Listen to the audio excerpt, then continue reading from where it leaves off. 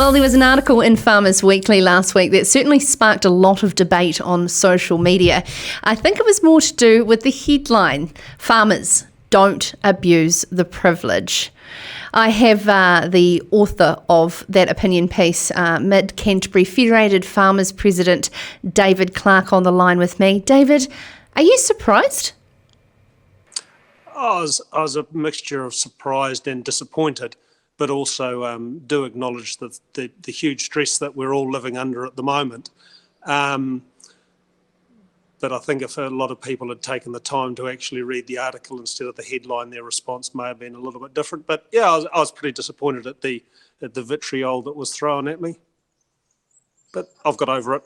So, David, the guts of it really, as you're quoted here, you're saying that farmers, yes, sure, are an essential service, but we're not superheroes that wear red capes, and of course we're not immune to this bug.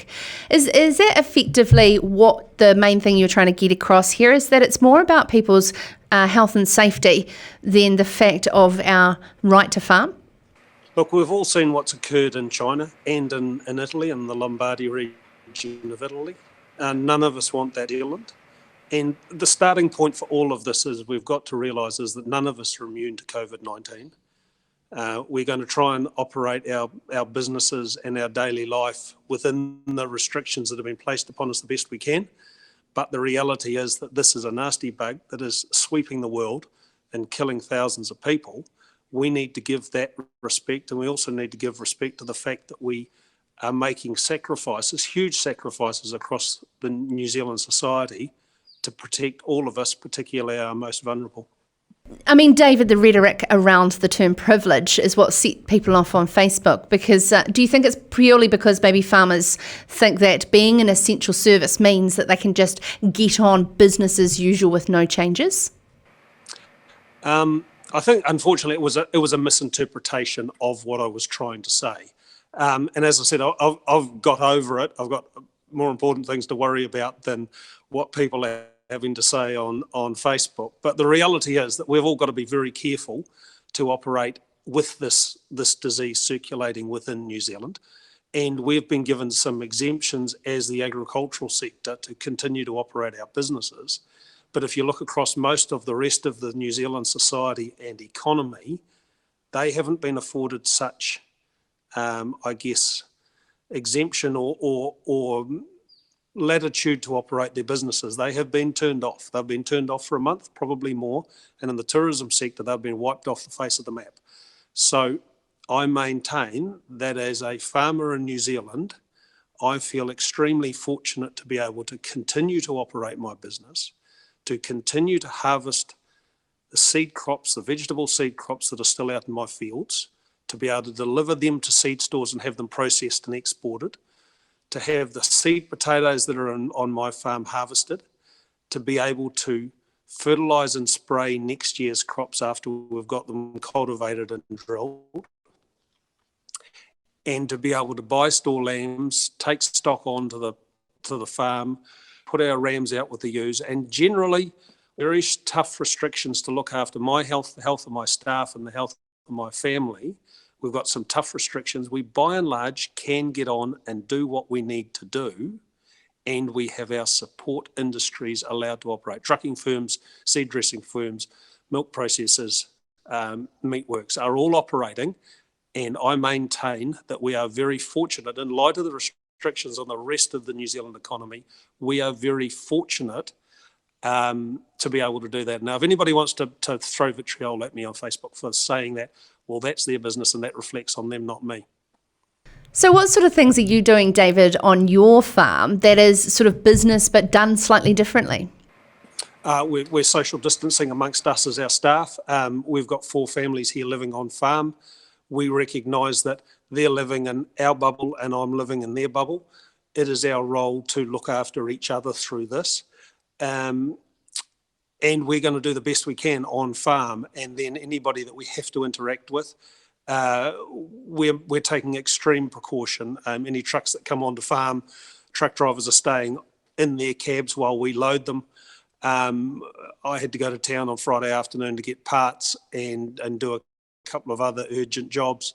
We kept 20, 30 feet distance. We had a parcel laid down on the ground for us that then one person retreated, and then I went and picked it up. I backed the truck into a warehouse and had a load put on that, and then I pulled away and there was no contact. Look, it's slow, it's laborious, but it's critically important. We're going to extreme measures to make sure we do this right, because as an agricultural sector, if we flout these rules, or if we have a shall we right sort of attitude to this, and COVID-19 starts to circulate within the rural communities, and we're seen to be the cluster or community spreads of this disease, we won't be milking our cows, we won't be shearing our sheep, and we won't be planting next year's crops.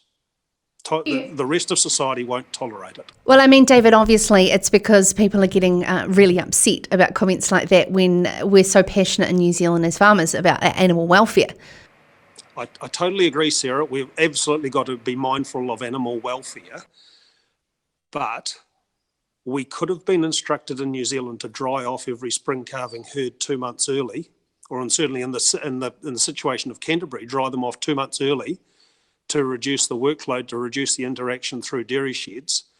There's a lot of things that we could have been asked to do or told to do that wouldn't have impacted on animal welfare, and we could have been only given exemptions to provide immediate food and water to our livestock on farm. Now, I maintain that we are extremely fortunate as an agricultural industry to be able to do much, much more than that. Lastly, David, if a lockdown was to continue for longer than 4 weeks, how is that going to affect your business? Where it'll affect us is actually, as farmers, we can't operate in complete and utter isolation from the rest of society or economy, or the economy, for very long.